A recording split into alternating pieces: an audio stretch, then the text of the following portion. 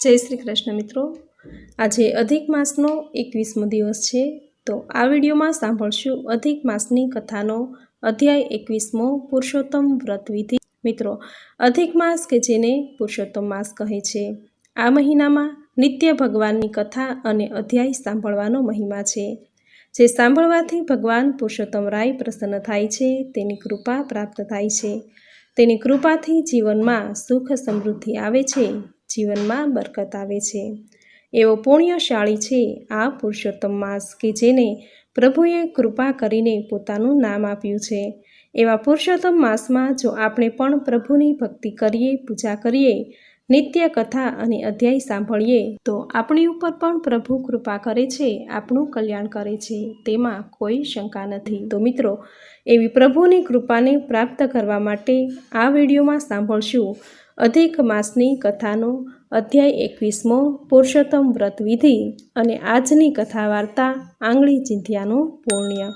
તો પહેલાં સાંભળશું અધિક માસની કથાનો અધ્યાય 21મો પુરુષોત્તમ વ્રત વિધિ। બોલો ભગવાન પુરુષોત્તમ રાયની જય। વાલ્મીકી મુનિ આગળ બોલ્યા, જે પુરુષોત્તમ વ્રત કરે છે તેમણે શ્રી ભગવાનની ધાતુની મૂર્તિ બનાવી રાખી હોય તો તેની પ્રાણ પ્રતિષ્ઠા કરવી। મૂર્તિની પ્રાણ પ્રતિષ્ઠા કરતી વખતે પ્રભુની છાતી પર જમણો હાથ અડાડી અંગૂઠો અડાડીને કહેવું કે હે પ્રભુ, આ મૂર્તિમાં આપનો પ્રાણ પૂરો, કે જેથી અમે તેની પૂજા કરીએ તો આપની પ્રસન્નતા પામીએ।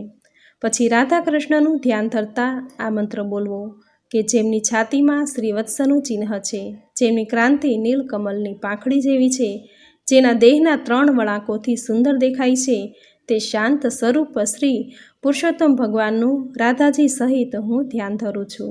હાથમાં ચોખા રાખવા, પછી ચોખાથી વધાવીને કહેવું કે હે પરમ કૃપાળુ, હે કુંજ વિહારી પુરુષોત્તમ શ્રી કૃષ્ણ પ્રભુ, મારે આપનું પૂજન કરવું છે, તો આપ યુગલ સ્વરૂપે મારે ઘેર પધારો।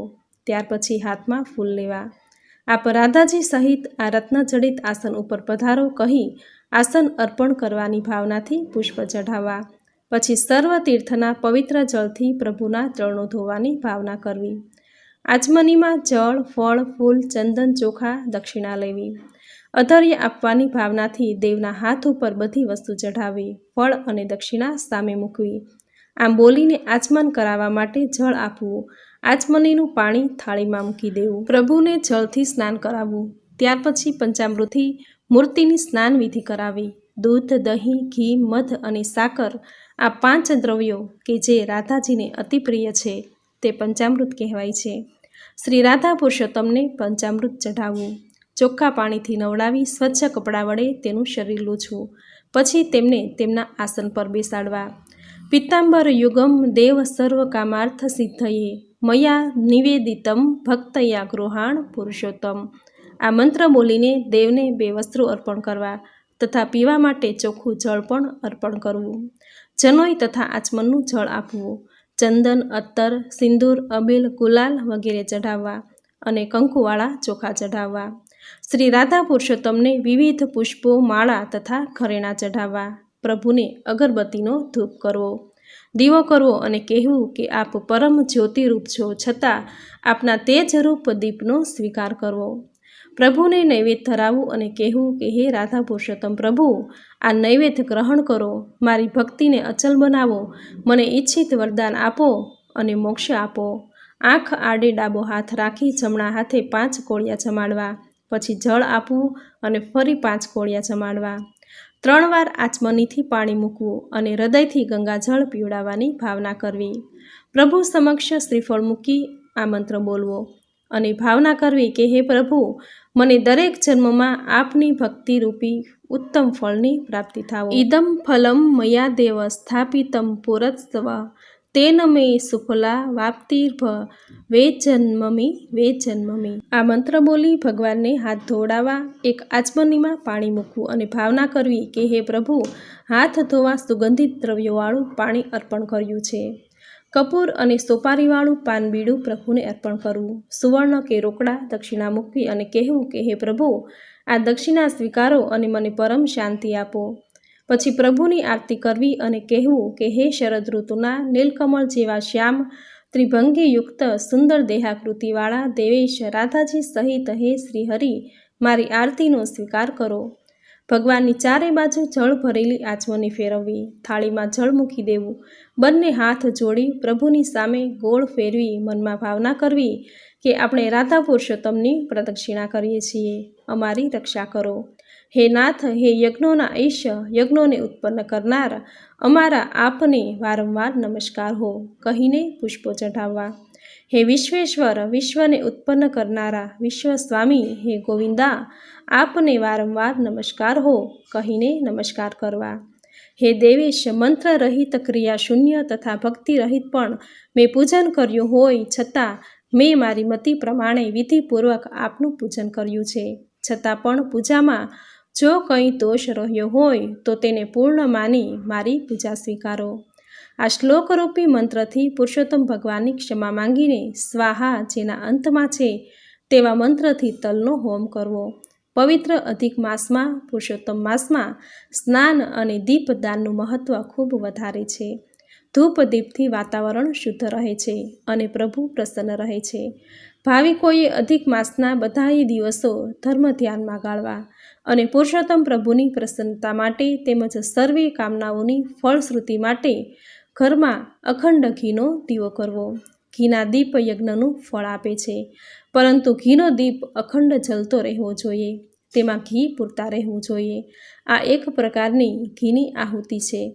પુરુષોત્તમ માસમાં બધાએ દિવસ નદી, સમુદ્ર કે તીર્થધામમાં સ્નાન કરવામાં આવે તો જરૂર રાધિકા સહિત પુરુષોત્તમ પ્રભુની કૃપા ઉતરે છે, ભાવિકની સદગતિ થાય છે. પુરુષોત્તમ માસમાં યથાશક્તિ દાન કરવામાં આવે તો તેનું ફળ પણ અધિક મળે છે. ફૂલ નહીં તો ફૂલની પાંખડી, જે કંઈ દાન અર્થે આપવામાં આવે તેનો પ્રભાવ એક જ સરખો પડે છે. પુરુષોત્તમ માસને જે ભાવપૂર્વક સેવે છે તેનું જીવન સાર્થક થાય છે. તે સુખ સમૃદ્ધિને ભોગવે છે અને અંતે વિષ્ણુ પદને પામે છે. આ પ્રમાણે ઇતિશ્રી બૃહદ નારદીય વિશે પુરુષોત્તમ મહાત્મ્યમાં અધ્યાય 21મો સમાપ્ત થયો. બોલો ભગવાન પુરુષોત્તમ રાયની જય. તો મિત્રો, આપણે સાંભળ્યું આજની કથાનો અધ્યાય 21મો. હવે સાંભળશું આજની સુંદર કથા વાર્તા, કથા દાનનો મહિમા. એક નાનકડા ગામમાં એક ભલો પરગજુ કણબી તેની પત્ની અને પુત્ર સાથે રહેતો હતો. ત્રણેય જણા ખેતરમાં કાળી મજૂરી કરતા. સાંજે ઘેરે આવી પરવારીને એક તારો લઈ ભગવાનના ભજન ગાતા અને તેમને હંમેશનો નિયમ હતો તેવી રીતે રોજ અન્નદાન કરવાનો નિયમ પણ કણબીએ જાળવી રાખ્યો. એક વેળા કણબી કણબણને ગંગા સ્નાન કરવાની ઈચ્છા થઈ. થોડા દિવસો પછી અધિક માસ બેસતો હતો અને અધિક માસમાં ગંગા સ્નાનનું મહત્ત્વ ઘણું છે. એટલે કણબી પરિવાર ગાડામાં બેસી ગંગા નદી તરફ જવા નીકળ્યા. એક ગાડામાં કણબણ અને તેનો દીકરો બેઠા. એ ગાડું કણબીનો દીકરો હાંકતો હતો. બીજા ગાડામાં ઘર વખરી ભરેલી હતી, જેથી ખાવા પીવામાં કે નાવા ધોવામાં સરળતા પડે, કોઈ પાસે હાથ લાંબો ન કરવો પડે. એ ગાડું કણબી હાંકતો હતો. જ્યાં સાંજ પડે એટલે તેઓ ગાડા થોભાવતા અને રસોઈ બનાવી જમીને ભજનો ગાતા અને પછી સૂઈ જતા. સવાર પડતા પાછા ગાડા દોડાવી મૂકતા. કણબી પુરુષોત્તમ ભગવાનનો પાકો ભક્ત હતો, પરંતુ તે પાકો કે કાચો તેની કસોટી કર્યા વગર કેવી રીતે ખબર પડે? પુરુષોત્તમ ભગવાન તો સાધુના વેશે જંગલમાં આ બંને ગાડા થોભાવવાનો સંકેત કર્યો. કણબીએ તરત જ બંને ગાડા થોભાવ્યા. તે પોતાના ગાડામાંથી નીચે ઉતરી 2 હાથ જોડી સાધુને પ્રણામ કરી કહેવા લાગ્યો કે મહારાજ, તમારી શું સેવા કરી શકું? સાધુએ કહ્યું, મારે ભોજનની ઈચ્છા નથી, મારે તો ગંગા સ્નાન કરવા જવું છે. પંથ ખૂબ લાંબો છે, એટલે ચાલીને જવું મુશ્કેલ છે. જો તમે સેવા કરવા માંગતા હો તો તમારા 2 ગાડામાંથી તમે જે ગાડામાં બેઠા છો તે ગાડું મને સોંપી દો, તેમાં બેસીને હું જઈશ.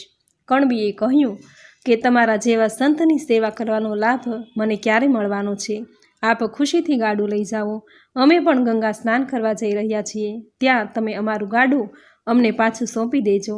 કણબીની હિંમત અને ભાવના જોઈ સાધુ વેશમાં આવેલા પુરુષોત્તમ પ્રભુ તેના પર પ્રસન્ન થઈ ગયા, પરંતુ પોતાની પ્રસન્નતા પ્રગટ કરી નહીં. તેઓ તરત જ કણબીના ગાડામાં બેસી ગયા અને ગાડાને હંકારી મૂક્યું. ઘરવખરીના ગાડાને સાધુને સોંપેલો જોઈ કણબણ અને તેનો પુત્ર કણબી ઉપર ખૂબ ક્રોધે ભરાયા. કણબણે કણબીને ઘણા કડવા વેણ કહ્યા અને તેને લીધા વગર જ પોતાનું ગાડું આગળ હકારી મૂક્યું. કણબી ભગવાનના ભરોસે એકલો જ પગપાળા આગળ ચાલવા લાગ્યો. હવે તેની યાત્રા દુઃખમય હતી, છતાં તેના મુખ ઉપર સંતોષ ઝળકતો હતો, કારણ કે તેણે સંતની સેવા કરી હતી. એવામાં એક શિવાલય જોવામાં આવતા મહાદેવના દર્શન કરવા એ તે તરફ ગયો તો રસ્તામાં એક ઝાડ નીચે એક સુંદર પાકું ફળ તેના જોવામાં આવ્યું. ફળ એટલું મોટું હતું કે તેની ભૂખ અને તરસ બંને સંતોષાય તેમ હતા, પરંતુ અજાણ્યું ફળ ખાવાનું જોખમ વિચારી તેણે ફળ ખાધું નહીં. તે ફળ લઈને શિવાલયમાં ગયો અને મહાદેવના દર્શન કરી ધ્યાન કરવા બેઠો. ભગવાનની ભક્તિમાં કણબી ભૂખ તરસ ભૂલી ગયો. તેને સમયનું ભાન ન રહ્યું. 1 દિવસ, 2 દિવસ અને 3જો દિવસ થયો, પણ કણબી ધ્યાનમાંથી મુક્ત થયો નહીં. 3જા દિવસની રાત્રે મહાદેવ તેના આગળ પ્રગટ થઈ કહેવા લાગ્યા, હે ભક્ત, તારી સતત ભક્તિથી હું તારા પર અતિ પ્રસન્ન થયો છું. તારી જે ઈચ્છા હોય તે માંગ. કણબીએ કહ્યું, હે ભોળાનાથ, આપના દર્શનથી વધુ ઉત્તમ શું હોઈ શકે? ભગવાન, મને એક ઝાડ નીચેથી આ ફળ મળ્યું છે, તે કયું ફળ છે તે જણાવો. બસ આટલી જ ઈચ્છા છે. મહાદેવે તે ફળ હાથમાં લઈ કહ્યું કે, હે ભક્ત, એ જાણવા તારે મારી સાથે વૈકુંઠમાં પુરુષોત્તમ ભગવાનની પાસે આવવું પડશે. તેઓ આ ફળ વિશે કહેશે. કણબી હરખભેર મહાદેવ સાથે વૈકુંઠપુરીમાં ગયો. તેણે પુરુષોત્તમ ભગવાનને પ્રણામ કર્યા અને પેલું ફળ બતાવી તેનું નામ પૂછ્યું તો પુરુષોત્તમ ભગવાને કહ્યું, હે ભક્ત, તું બહુ જ ભાગ્યવંત છે કે તારા હાથમાં આ ઉત્તમ ફળ આવ્યું છે. આ દાન ફળ છે. તું ખુશીથી આ ફળ ખાઈ શકે છે. કણબીએ ફળ ખાધું અને પછી આંખો મીચીને પુરુષોત્તમ ભગવાનનું ધ્યાન ધરવા લાગ્યો. આજે તેની પ્રસન્નતાનો પાર ન હતો. તેને મહાદેવ, પુરુષોત્તમ ભગવાન અને વૈકુંઠપુરીના દર્શન થયા હતા. પરંતુ આ શું ચમત્કાર! કણબીએ જ્યારે આંખો ઉઘાડી ત્યારે તે વૈકુંઠપુરીમાં નહીં પણ ગંગા નદીના તટ પર હતો. ત્યાં બંને ગાડા ઊભા હતા. તેની પત્ની અને પુત્ર તેની રાહ જોતા ઊભા હતા. કણબીને એકાએક આવેલા જોતા કણબણ અને તેનો દીકરો આશ્ચર્યમાં પડી ગયા. કણબીએ બનેલી બધી વાત તેમને કહી. પછી બધાએ ગંગા સ્નાન કર્યું. અધિક માસ પૂરો થતાં સુધી તે રોજ ગંગામાં નહાયા અને પુરુષોત્તમ ભગવાનની આરાધના કરી. આથી ત્રણેયનો જન્મારો સફળ થઈ ગયો અને અંત સમયે ત્રણેયનો વૈકુંઠમાં વાસ થયો. પુરુષોત્તમ માસમાં સ્નાન, દાન, ધ્યાન જે કરે છે તેના ઉપર ભગવાનની પરમ કૃપા ઉતરે છે અને તેની સદગતિ થાય છે. હે પુરુષોત્તમ ભગવાન, તમે જેવા કણબીને ફળ્યા તેવા જ તમારું આ વ્રત કરનારને, વ્રતની કથા વાંચનારને, સાંભળનારને, કહેનારને સૌને ફળજો. સૌની મનોકામના પૂર્ણ કરજો. જય પુરુષોત્તમ રાય. તો મિત્રો, આપણે સાંભળ્યો અધિક માસની કથાનો અધ્યાય અને આજની વાર્તા દાનનું ફળ, જે તમે પૂરી શ્રદ્ધાથી સાંભળી, જે સાંભળવી તમને જરૂર ગમી હશે. તો વિડીયોને લાઇક કરી કોમેન્ટમાં જય પુરુષોત્તમ રાય, જય ભોળાનાથ જરૂર લખજો. ચેનલ પર નવા છો તો ચેનલ સબસ્ક્રાઈબ કરી બાજુમાં બેલ આઇકન પ્રેસ કરી દેજો, જેથી આપણા આવનાર દરેક નવા વિડીયોની નોટિફિકેશન તમને મળતી રહે. તો ફરી મળીશું આવી જ નવી ધાર્મિક માહિતી, નવી ધાર્મિક કથા સાથે. ત્યાં સુધી આપ સૌને મારા જય શ્રી કૃષ્ણ.